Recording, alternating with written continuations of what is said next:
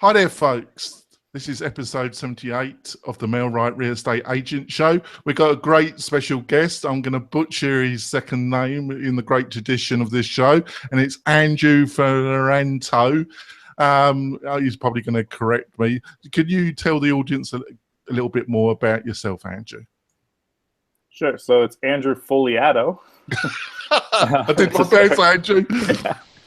You're getting there. Every time it's a little bit better. Oh, that's it. A little bit of improvement, Andrew. Yeah, that's all you can ask. Progress, not perfection. Yeah, there you go. So tell the audience a little bit about yourself, Andrew. Sure. So I was an agent for a couple of years. I'm actually technically still licensed. I'm just not actively selling. And then I got recruited to train for one of the big brands. So I traveled North America training agents on a lot of digital marketing, tech, so how to go paperless, things like that. And then every time I was doing training, people just said, can we just hire you to do this for us? So eventually I decided that was the route to go, started my own company, and now I do digital marketing and digital services for real estate agents. That's great. And I've got my very patient and excellent co-host, Thomas J. Nelson. Would you like to introduce yourself to the audience, Thomas? Well, thank you, Jonathan. Yes, Thomas J. Nelson, residential realtor here in America's finest city, which of course is San Diego, California. And you can find me on my website at thomasjnelsonrealtor.com, and of course on social media and my blog site on Active Rain. And Jonathan, how about introducing yourself? Yes, but before that, Thomas, what is the weather like in your part of the world? You're busting me today. It's pouring rain. So it's one of the 3 days a year it rains here. Oh, you're roughing it, aren't you? Yeah, I had to grab a coat today. It was weird.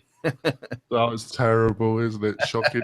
Well, I'm Jonathan Denwood. I'm the founder of Mailright, which is a marketing software company that will help you on your online marketing. So, Andrew, you've been helping me out. I would say that your main area of expertise, I'm sure you've got other areas, but the one that you push the most is Facebook. Would you agree with that, Andrew? Yeah, that's kind of right now where my specialty is. I get the most inquiries about from clients too, because it's obviously right now, for a cost perspective, one of the most effective sources of business. And Andrew has been doing some extensive consultation with me and Mailright. So we're in the beginning of 2017.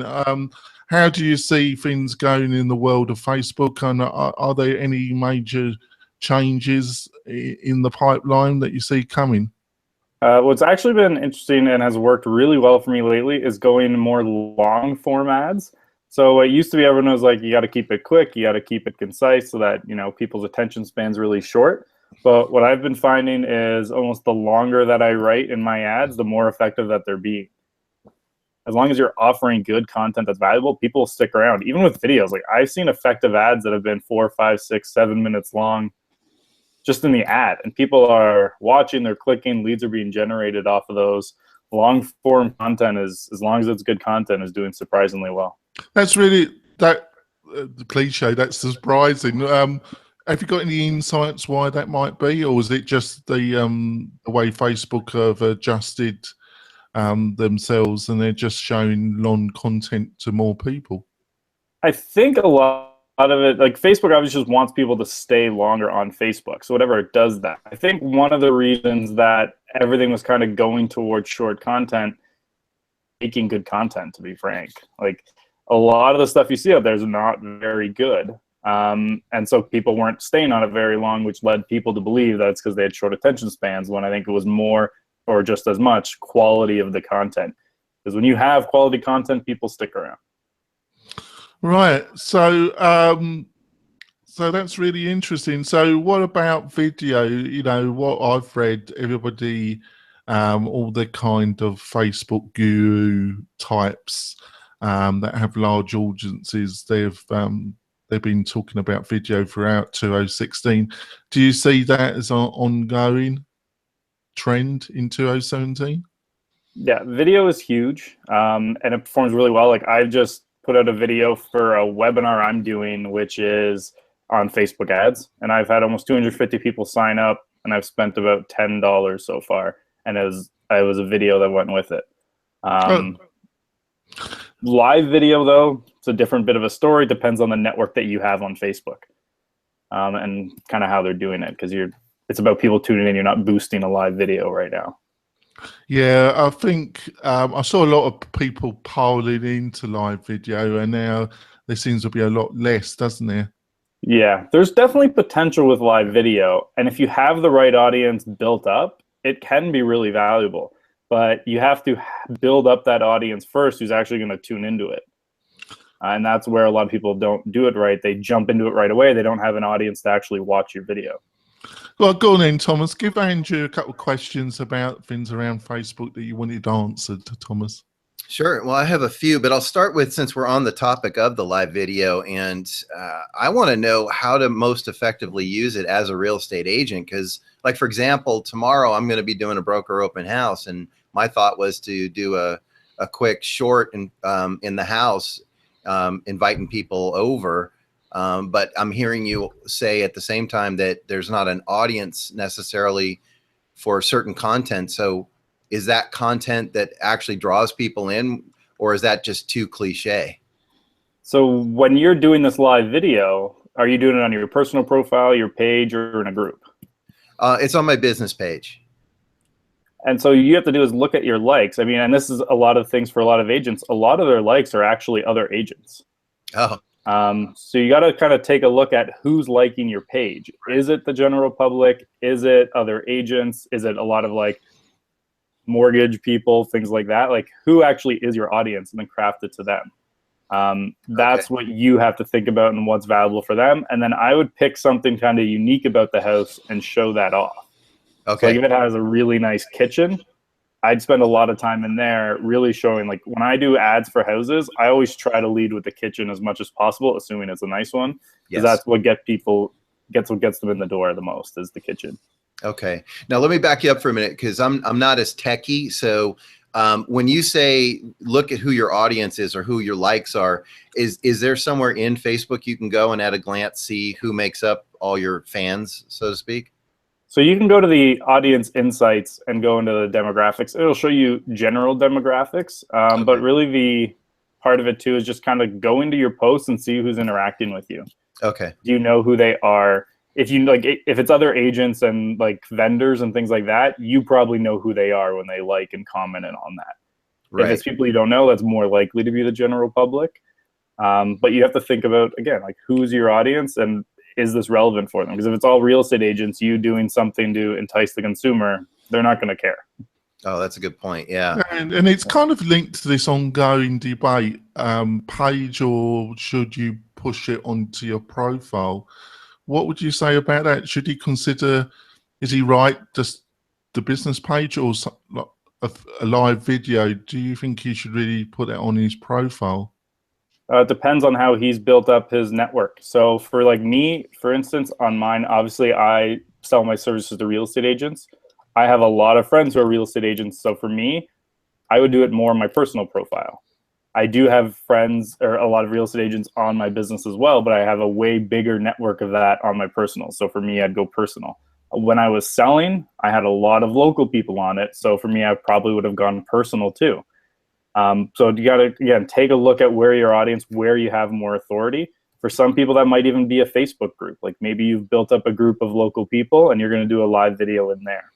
So there's no blanket right answer for people, which I think is the other thing, is a lot of agents are just looking for that, tell me that one spot to go to and I'll do it there, when really it's, well, where's the audience? Where are the eyeballs? Where are they most likely to watch you? Okay, well, see, now that brings up another question then, because that's the great debate that I've gotten advice on both sides of the fence about it, because I have my profile page where all my family, friends, personal relationships, and some business go. And then I've got my professional page, but I would say it's a 3-to-1 audience on my personal page versus my professional page. And that's probably due to the fact that I just post more on my personal page. I used to post more. Now I balance it out, but I didn't know better in the early days, so I posted heavy on my personal page. So is there a way to convert people over, or do you even want to bother? I actually barely pay attention to my business page anymore. Like if you went to my company's business page, I post the odd blog post on there, but I really only have it because you need a page to run ads. Okay. I get most of my value, and a lot of people who get a lot off Facebook, it's ads, which you do need a business page for, Facebook groups, which are incredibly powerful, and then just the personal network you have on your personal. You got to be careful if you're doing it on your personal, not to go like overly salesy, like come check out my open house, come buy this house, all that. Right. Like I was doing things along the lines of like, if I'm showing a home, like just as an example of one of my most popular posts when I was selling, I went into a home and in the master bathroom, it was carpeted the entire way, even around the toilet.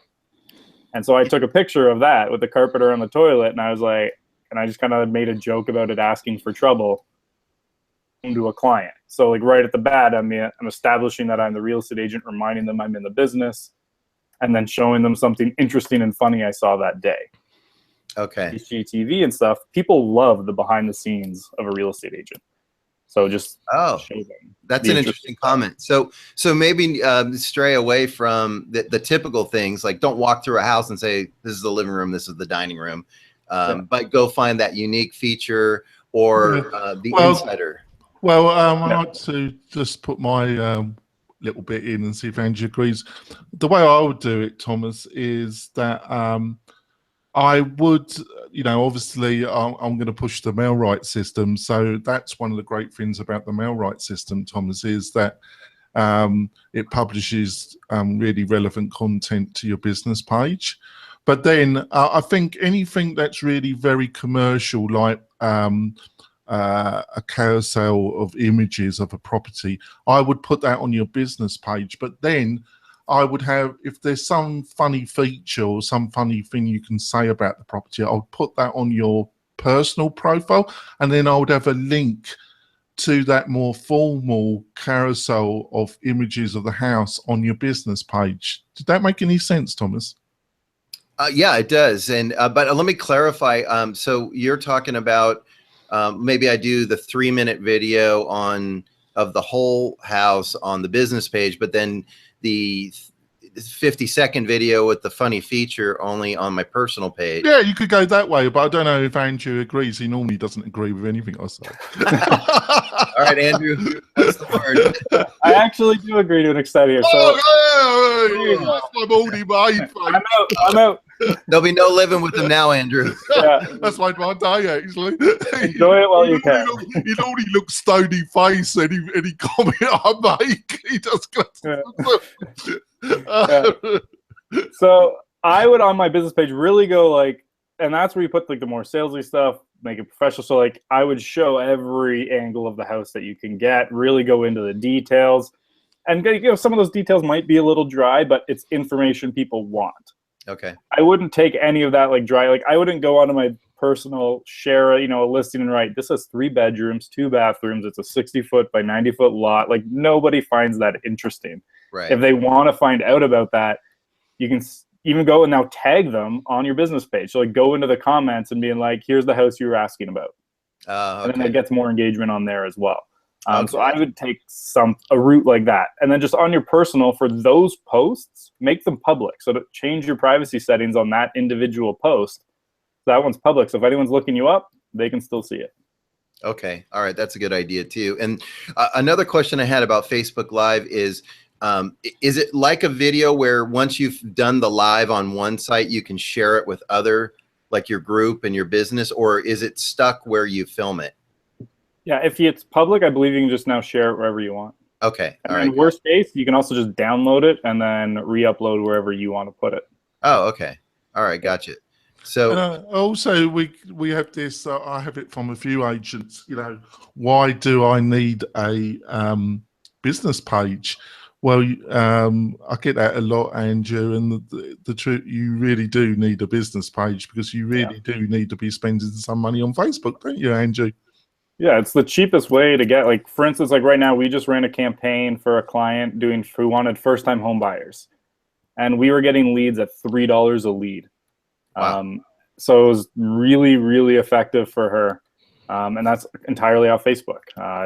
Try and find something else. And we spent $400 on that. So she had a ton of leads come in. And we actually had to pause the campaign. She couldn't keep up with messaging them all back right away.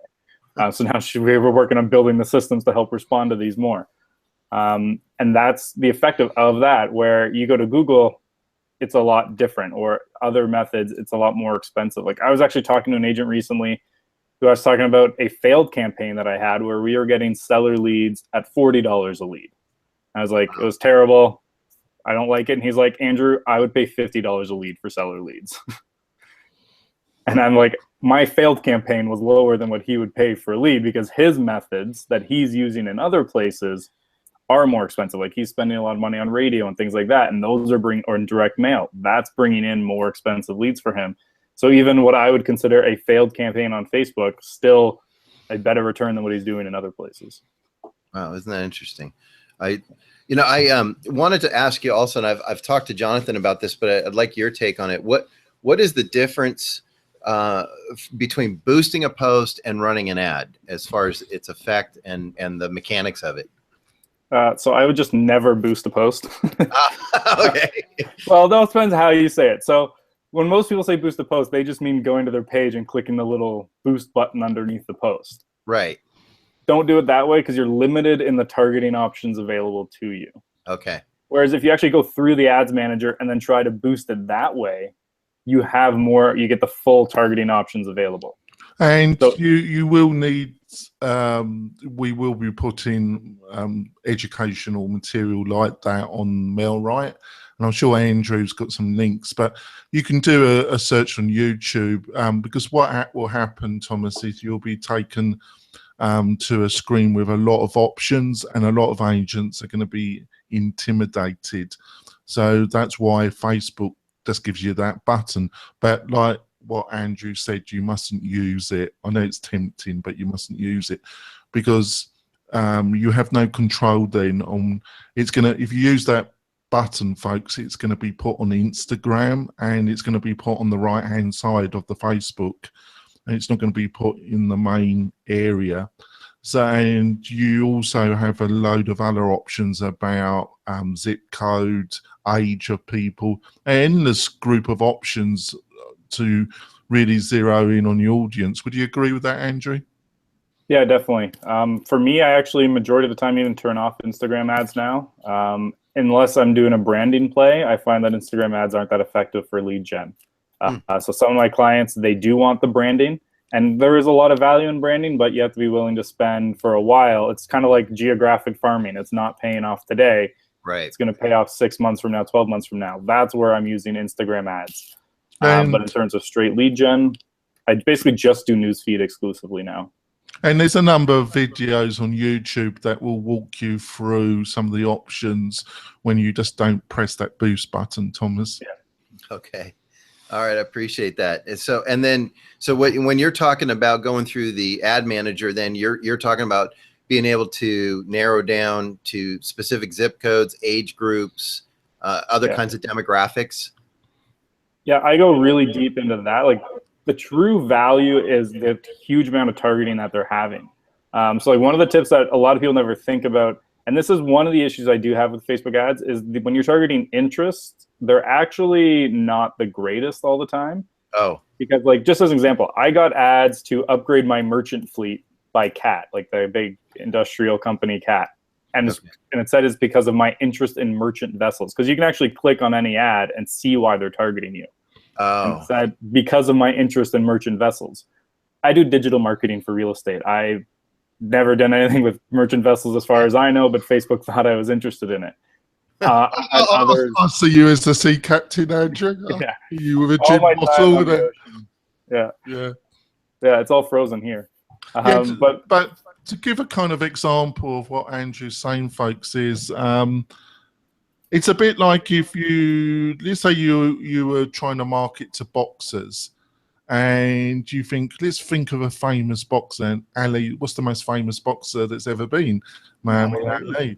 So you go for that. Well, no, that isn't going to work, because there's going to be hundreds of thousands of people that Facebook, might have liked Muhammad Ali's Facebook page, but they're not really into boxing. Well, you would be better off either selecting people that liked a Pacific magazine that or is a about, boxing glove manufacturer. yeah, or something like that, it's an indicator of a real passion about boxing. Yeah. Rather than going for Muhammad Ali, which is just you would have hundreds of thousands of people that just liked him as a personality. Did that make any? What do you agree with that, Andrew?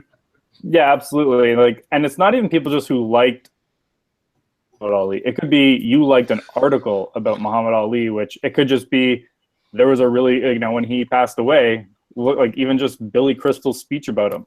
I know so many people who watched that Billy Crystal speech who actually don't even care that much about Muhammad Ali, but found it really interesting. Facebook probably would have tagged them as an interest in Muhammad Ali too. So they would then be seeing those boxing ads, which is obviously what you don't want. So I would go, like what you're saying, like the boxing glove manufacturer, or go lesser known boxers. Like find the boxers in the sport that you're only going to know if you're into boxing. Okay. And that's who you want to target. And just like when you're looking at homeowners, you can also think about who else is targeting homeowners that have bigger budgets. Home Depot, like Home Depot almost entirely wants homeowners.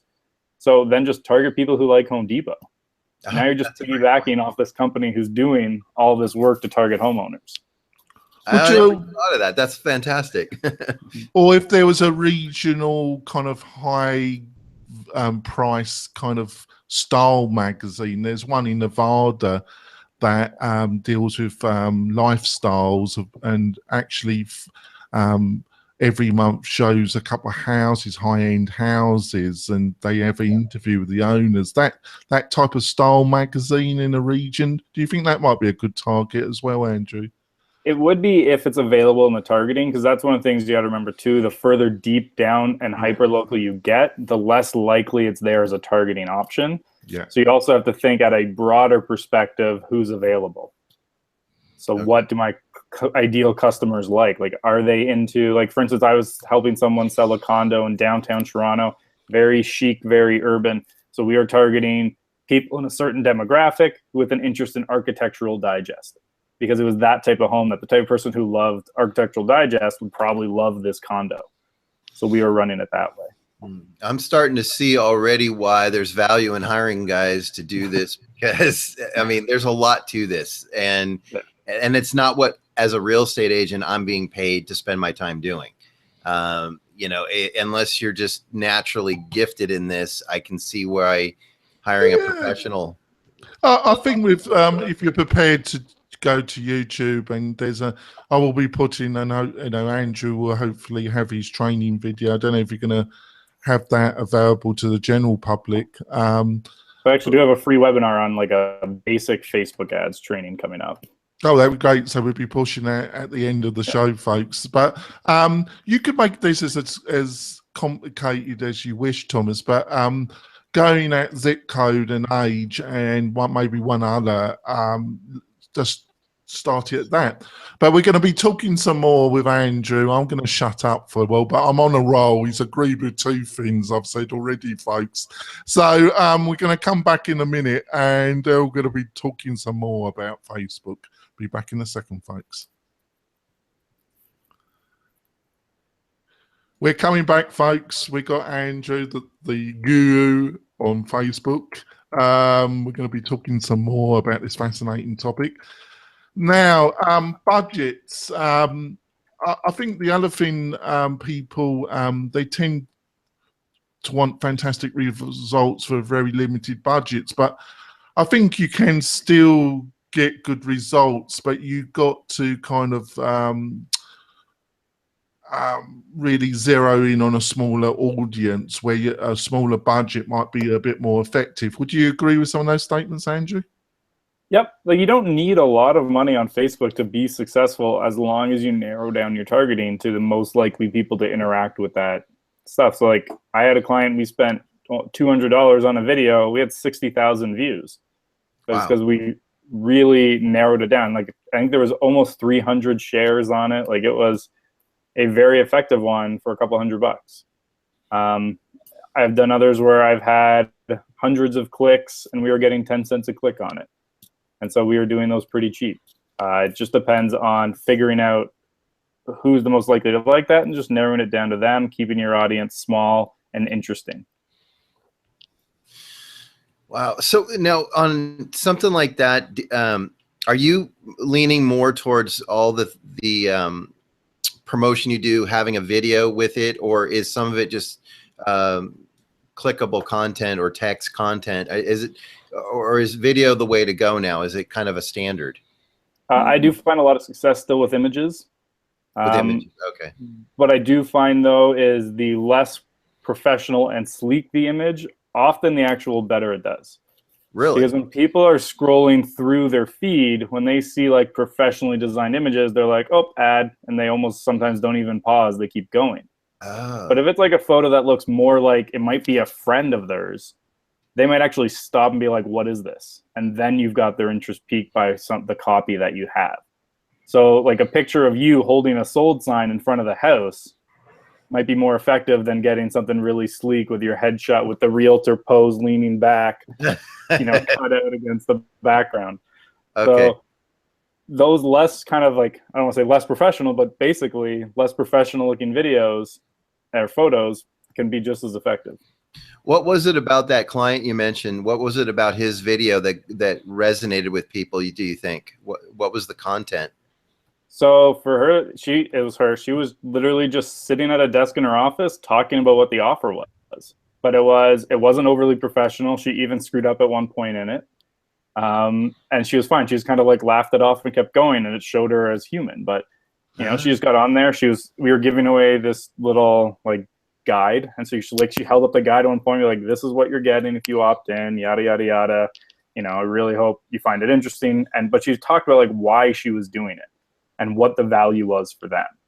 And then in the copy, it said the same thing. Because one thing you got to keep in mind, something I don't know the exact stat, but it's around like 70% of people watch like their videos on Facebook, they watch without sound on. Oh, really?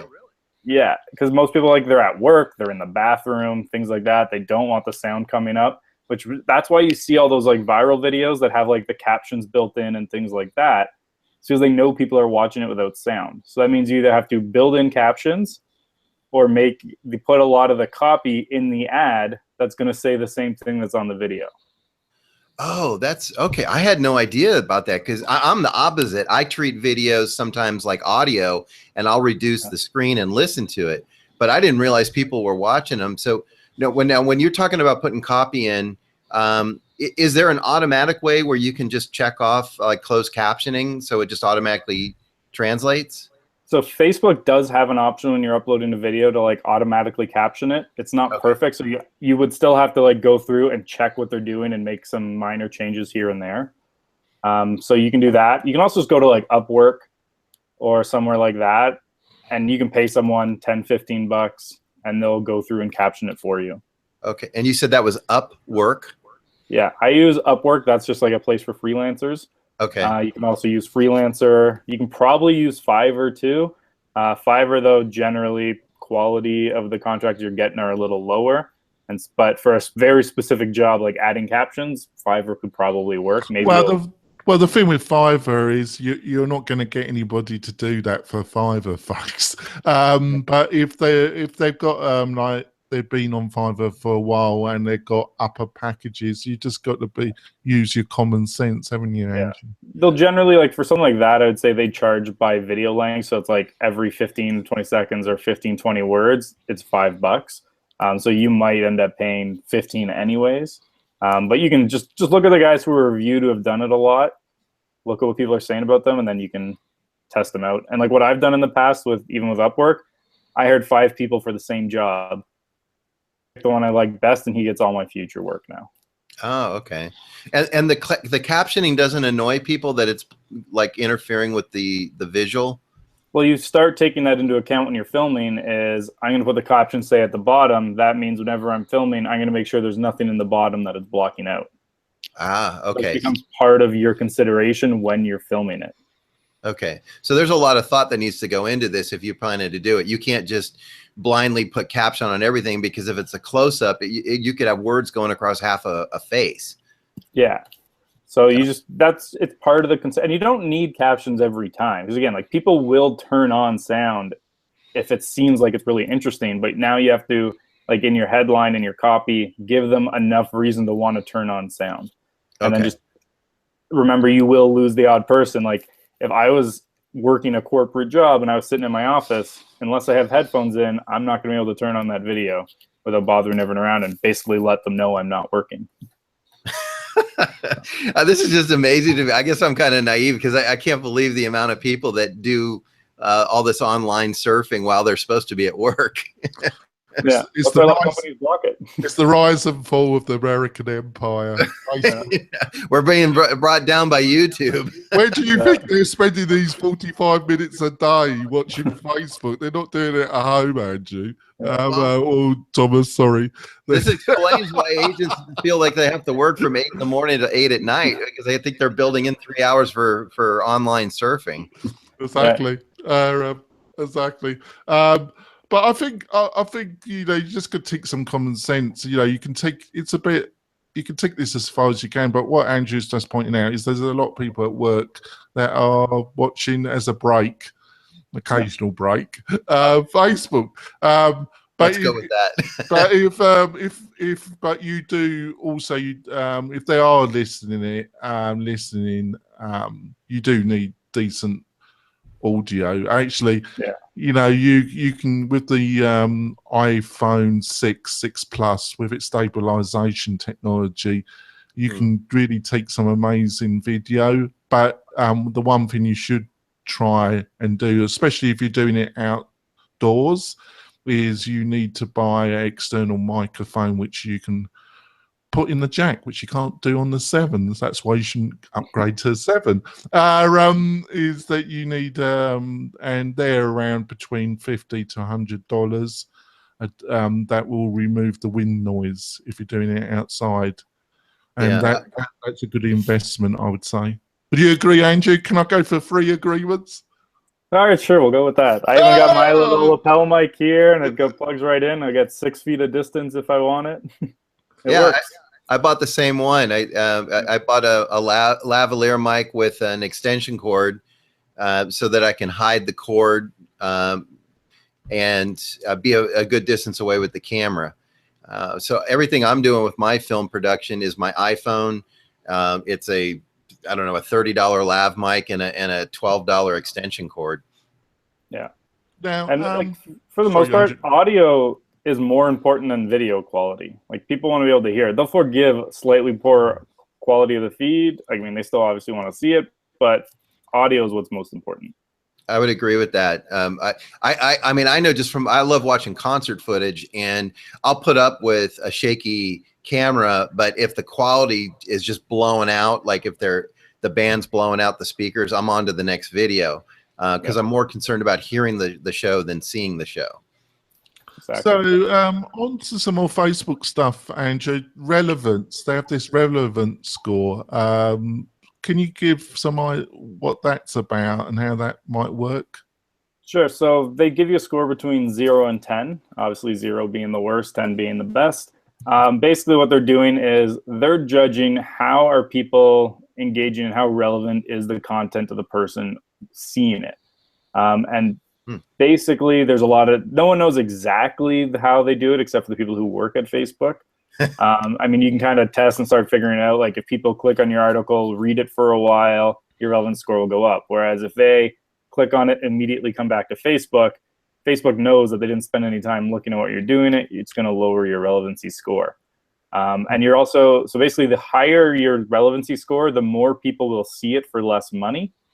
The lower it is, the less people will see it for more money, because they want good content to keep people on Facebook. So the higher your relevancy score, the more they're going to show your ad for a way less price. Like when I have a relevancy score of 10, I'm sometimes at 10 cents or less a click. You know, especially when you're on like Google, you can get down to like, you know, $2, $3, $4, $5, $6 a click, depending on where you are. How do you know what each is being rated at? Like, is there a place to see your relevancy? Yeah.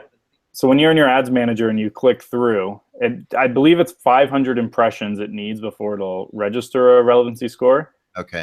But then once you get there, it'll start telling you. And yeah, you want it to be definitely above 7. If it's below 7, then I would start looking at really making changes to it. 8 to 10, you should be pretty happy with it. And when you say impressions, that means somebody just clicked on it? No, so impressions, just 500 people saw it. Oh, that's okay. what Facebook's figuring out. Because what Facebook will do is say 500 people saw it, nobody clicked on it, you're probably getting a relevancy score of 1. Okay. So, Yeah, so an impression is just that somebody actually saw it. They didn't necessarily click on it. Exactly. Okay. And clicks don't always mean click to website, depending on kind of how you set it up. And that's one thing where a lot of people don't realize too, is if you have a photo in your ad, or like you put a lot of copy and it says like read more, right? Them clicking read more, then clicking to enlarge the photo sometimes does count on a click if you're not doing click to website. Okay. So you can take this, but maybe running a couple adverts with different images with the same text, and then letting them run both for a week, and then killing the one that didn't perform as the other one, and then just swapping the images can rejuvenate advert without it taking a lot of extra work. Just takes a little bit of planning, doesn't it, Andrew? Yeah, if you're doing a true Facebook campaign, you're not just sitting down today and blasting it out in half an hour. You're taking time to think about each step involved. So who am I targeting? What am I offering? What images am I using? And all that, and really doing a full plan. Like if you're going to do it right, it should be hours of work into a Facebook campaign as opposed to like 10, 15 minutes.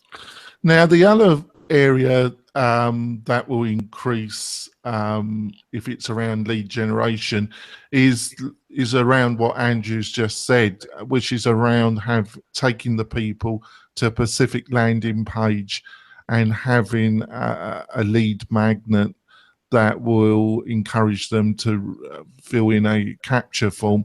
Can you, I don't know if I've totally lost Thomas there, but Andrew, can you give some more information around that? And am I correct that that's the next route to really put your campaigns on, boost those campaigns considerably? Would you agree with that?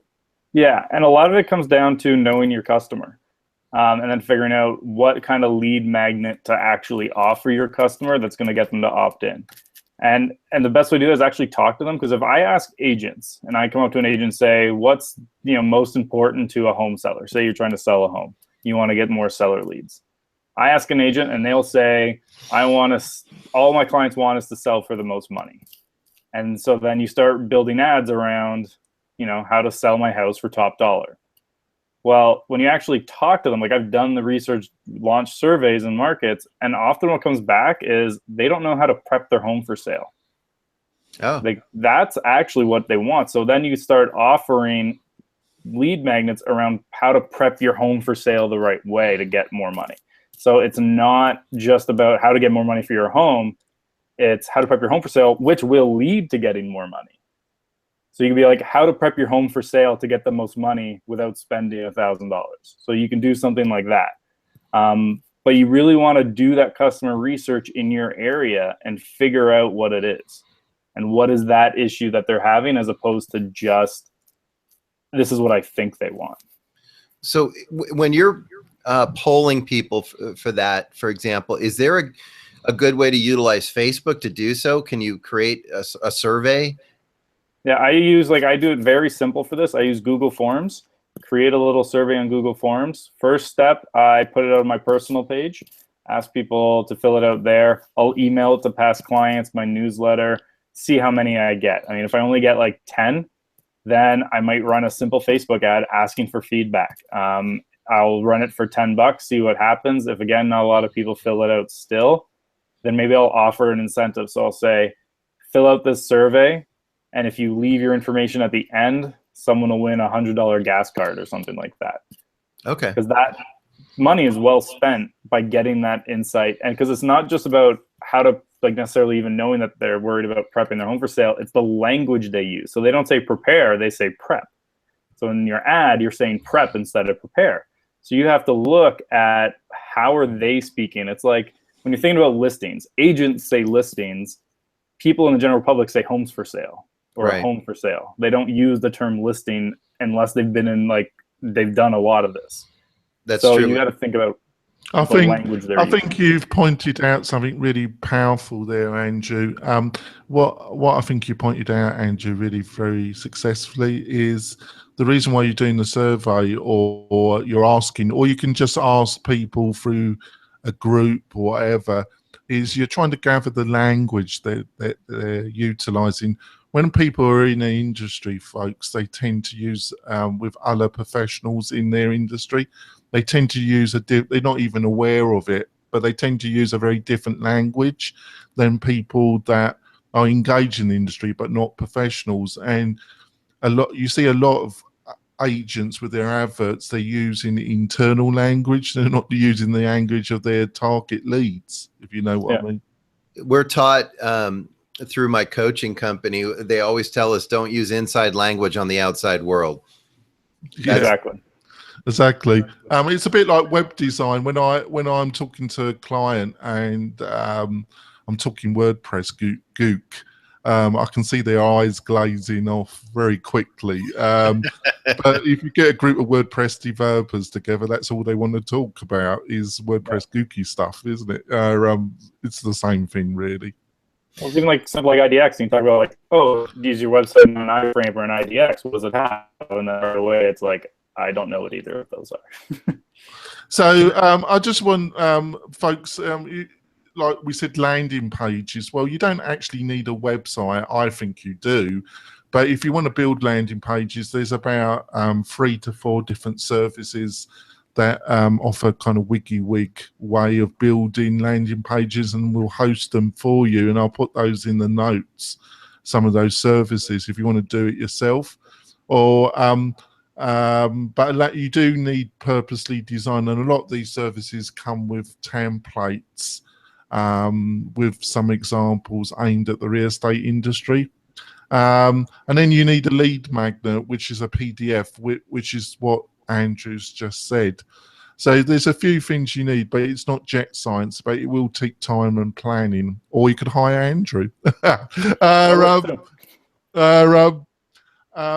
Shall we go?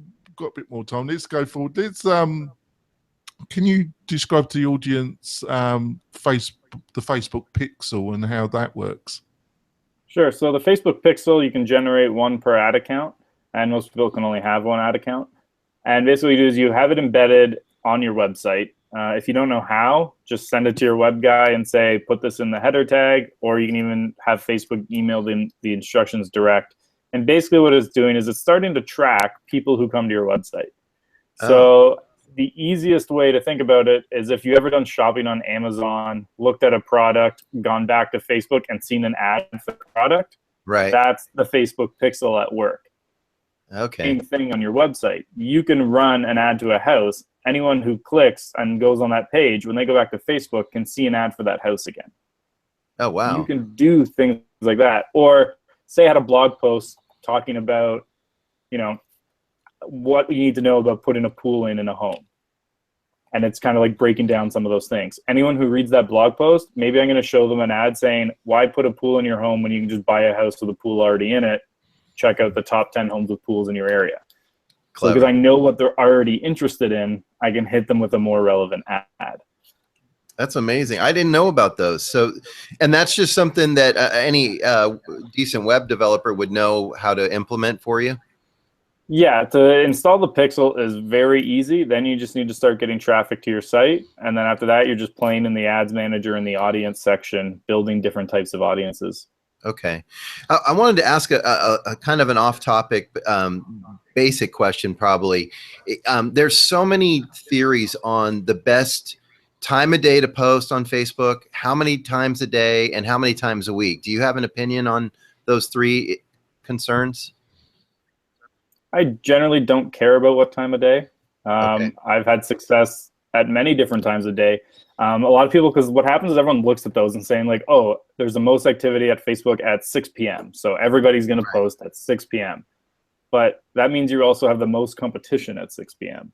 That's true. Everybody else is doing the same thing. So post early in the day when no one else is posting, and you'll be the only one being seen when they get on. Okay, good point. And again, as long as it's good content and people are engaging with it, Facebook's going to keep it going. Facebook wants good content to be seen, so they're going to keep showing it. I think one of the things, Thomas, I've seen this, and I'll be interested to see if Andrew agrees. I see this a lot with a lot of agents. They have like one type of advert which they just bun on their profile and on their Facebook page, and they swap out the images and they change the address, and you scroll down the feed and it's the same style of this house for sale. And it just goes on and on and on. And what you really need to do is just vary the content, mix it up. Mix it up with stuff like that comes from MailRight and stuff that comes from you, but mix it up. Right. Just having one style and just keep repeating it is really, you're destroying yourself. Would you agree with that, Andrew? Well, I guess I have to. I mean, you're on a roll with agreeing with you today. So. You're killing me, Andrew. I just disagree with him for the heck of it. His ego's going to be out of control after this. Yeah. His ego. Checks in the mail, Andrew. Well, what about, what is too much posting in a day? Like, is there a certain number of posts you shouldn't exceed in a day? On your business page, I wouldn't go more than like 2 or 3. Okay. Generally speaking, on my personal, I try not to post more than once a day. I mean, if I know it's going to be a good post, I'll post a couple times in a day. And I would never do them closer than like 3 or 4 hours apart. Okay. But it really just, again, depends on your audience, how much they like to engage with you. I've seen agents who seem to have success posting really short, quick, kind of like one-liners. They have to be really good. Otherwise, it gets really annoying. Right. But some people have done that well. The other thing, Thomas, that a lot of agents forget, Thomas, and they only take about 15 minutes of your day or 10 minutes, is actually commenting on other people's posts. That's a good point. Actually engaging in this is social media, folks, and what a lot of you want to automate so much of it, but that should give you the oxygen to actually do what it's designed to do, which is social engagement, which is commenting on and the more you comment on other people's things, they tend then to comment on yours. Yeah, that's an excellent point that I forget about too, but I my sister's famous for that. She posts all the time and I'll comment on it. She never comments back and she never comments on anything of mine, and I get burnt out on putting out the effort for her because, sorry, sis, but it feels one-sided because it's like it almost feels like they're posting and never looking back at the responses they get, nor engaging you as kind of a reciprocal for engaging them. So I think you just hit it. Like, if we automate a lot of our posts so that we don't have to spend the time posting on our site, we can then spend the valuable time posting on our client sites and our good friend sites that are referring us business. It's just a balance. You just need common sense and balance. You can't automate everything. It's just ridiculous. But you just go with common sense. But I say that's that can be lacking sometimes. I'm not going to ask Andrew if he agrees with that because he's agreeing with everything I'm saying now. Too much of that to me. I think we're going to end the formal podcast of the show. We're going to continue the conversation for about 10 minutes, which you'll be able to find on the MailRight YouTube channel and on the MailRight website, the posts that will accompany this great interview. Thomas is going to write up some notes. I'm going to add all the links to some of the resources that will help you improve the professionalism of your Facebook posts and the outcomes. Or you could hire Andrew. So Andrew, how can people get hold of you and learn more about your services and what you can do for them? The easiest way is JustSellHomes.com. So you can go there and I can help you so you can just sell homes. I'll handle everything digital. You can also reach out to me on Facebook if you can figure out how to spell my name the right way. And then, we'll pronounce it. Yeah. Fogliato, there is a silent G in there.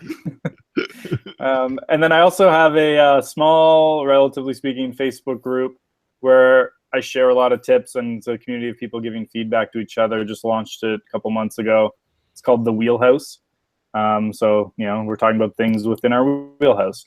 So you can also join there, certainly, and ask questions about that. And I have the webinar, the starter guide to Facebook ads. And it's basically, I'm going to walk through the ads manager from start to finish and basically explain how the entire thing works. Obviously sharing some tips and tricks along the way. And then I'll do about an hour of Q&A after that to show, kind of answer questions for people. Normally I charge $150 an hour for that. So he does, folks. And can you sign up for that on the website?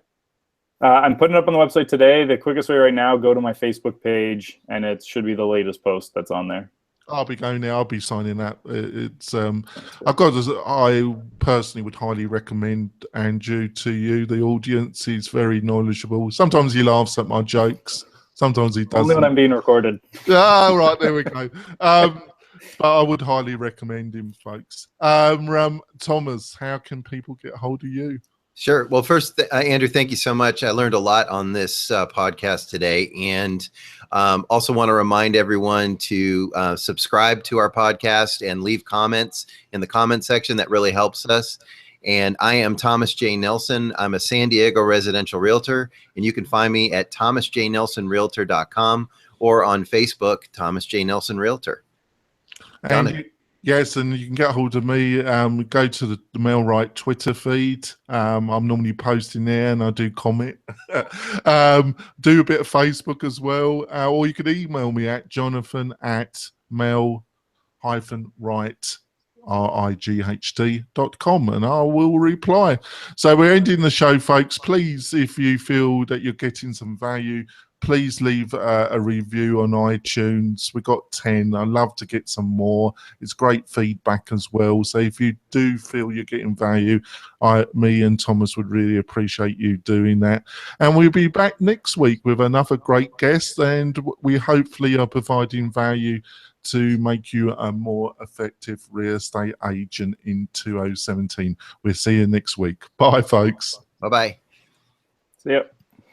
So I finished the podcast, so we're going on our bonus content just for like 10 minutes, folks. So Andrew, what do you think are some of the major misunderstandings and mistakes that you see the industry when it comes to Facebook? The biggest one is trying to appeal to everybody. A lot of people are like, well, if I exclude them, well, they might still be buying a house. But by doing that, your message is just being way less effective. Like, I would rather run 4 campaigns to 4 subsets of people than 1 campaign trying to target them all. So it's really about figuring out that very specific niche and going after it hard.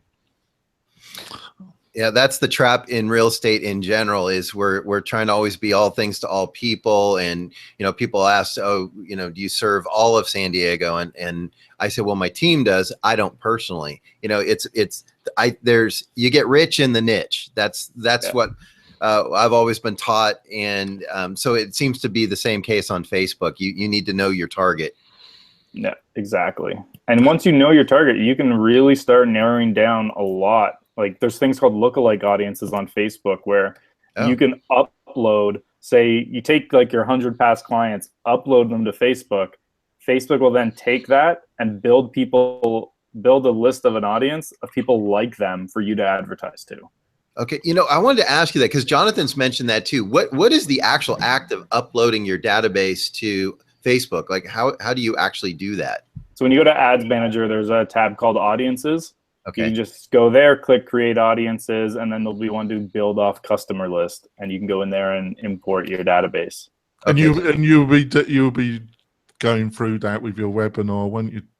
The first one, I don't know if I'll get that deep into audiences because that's kind of like the next level up. The second webinar I'll be doing that on, but only the first one's free. After that, it's a paid series. So, and I also plan to do a number of videos that I'm going to be posting over the next few months on the MailRight site, YouTube channel, going through, because I've been delving. I'm interested to see, Andrew, about resources. I'm just going to quickly go through some that I've been utilizing to educate myself a lot more deeply. John Loomer is well known. He tended to really aim his content at the more advanced. But I've noticed now he's got some beginner courses on johnnuma.com. He's a well-respected educator in the Facebook area. Would you agree with that, Andrew? Yep, I don't do like a ton of his content anymore, but especially when I was starting out, I read his quite frequently. So I've delved in and out. Funny, Lead Pages, folks, they provide one of these systems that enable you to construct landing pages.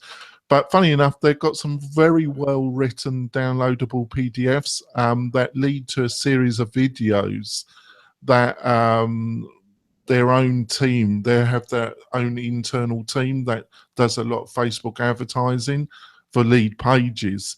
And some of it specifically designed for real estate agents. And it's a series of videos that's linked to a downloadable PDF. And I found that excellent as well. ePressio, I'm probably pronouncing it incorrectly. It's a web-based software that helps you manage Facebook campaigns. Not that enormously expensive. It starts at $49.99. But the great thing is they got a lot of educational material on their website and a lot of downloadable PDFs that are really well written. Does plug their software, obviously, but it's great content. So I've just given you 3. Are there any that you would like to tell the audience about, Andrew, that you think could educate a bit? Social Media Examiner is very good for things like that as well. There's a kind of a new guy on the scene since like September who I've actually taken his course, and it's excellent. He's a little crazy, but it's part of his brand, and his name's Dan Henry. He's actually has a very good course called Facebook Ads for Entrepreneurs. I took it. It had some great strategy in there. So very effective. It's not real estate specific. So you kind of gotta, if you're specifically using it for real estate, you go through it and you kind of take the nuggets that are worth it for you. But for me, I took it because I'm still always trying to learn. And I found some great ideas in it for me. So I found it quite effective. And because they're always changing it, aren't they, Andrew? Because you're never going to be unemployed, are you? As long as there's a Facebook, really, is there? As long as people can still generate business online, Facebook or not, I'll be here. All right. So I think that just to finish off, I think the other area is that we've covered the Facebook pixel, and I think you covered custom audiences. I think that's the other area that really, we touched it about how to upload it to Facebook, but can you just quickly go through some things around custom audiences, and then we call it a day? So there's you can upload your own list and advertise directly to your list. You can create a lookalike audience where Facebook analyzes your list and finds people like them. If you have videos on Facebook, they can build an audience of people who watched a certain percentage of your video, so you can retarget them with ads. You can target people who are on specific pages of your website. The top 25% of people who spent time on your website, so only those spending the most time on your website. You can then also build lookalikes off all of those different types of audiences on there as well. You can go those analytics are all available. You can actually tell how long somebody spent watching a video or spent on your Facebook page. So I could run an ad to people who have watched 3 seconds, 10 seconds, 25%, 50%, or 95% of one of my videos. Wow. That's scary data. That's what I use. So like I use that all for my ads. So like I can even set it up so I'm like, hey, you started watching my video but didn't finish it. Here's the rest of it. Okay. Sometimes people just get busy, and if it's a longer video, they didn't get a chance to finish it. So maybe I'll run an ad to show them the rest. Okay. All right. So you can tell if you ran a 3-minute video and they only watched a minute, you would send them a snippet of the remaining 2 as a courtesy, so to speak? No, it'd be a video of the full one again in case they want to rewatch the entire thing. Because maybe if you watch the first minute, then you got busy, then you couldn't find the ad again. So I will sometimes just run a retargeting to anyone who watched 50% or 25% of the video to get them to watch it again. Okay, gotcha. That's interesting. Yeah. Right. It is amazing. Well, thank you so much, Andrew, for joining us. We've covered a lot of stuff. I might have spoken a little bit too much the first part, but I was just trying to drive the conversation and not lose. It's a real hard balance when you're dealing with quite a technical subject. But I think most people, you don't be afraid of it. You just really, if you want to do this yourselves, there are a lot of resources, and with a bit of education, you can get some results. Or you could hire a professional like Andrew, or you could look at the MailRite system that we're trying to develop. That's really linking like email with a custom audience. I'm trying with me and my developers. We're trying to build something that links all the things that we've talked about in something that's not too scary for our agent. So hopefully you'll join us next week, and we'll see you soon. Bye, folks. Bye. Thanks, Andrew. All right. Thanks for having me.